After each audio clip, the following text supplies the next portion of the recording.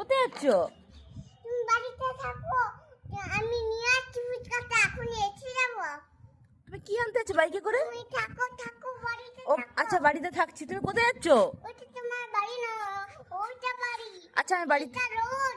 আচ্ছা রোডে থাকবো না, আমি বাড়িতে আছি। তুমি যাচ্ছ কোথায়? জানতে দিয়ে তোমার আলু আনতে যাচ্ছি, দিয়ে দই আনতে যাচ্ছি। দই? ঠিক আছে, ওকে ওকে ঠিক আছে, ওকে দুধ।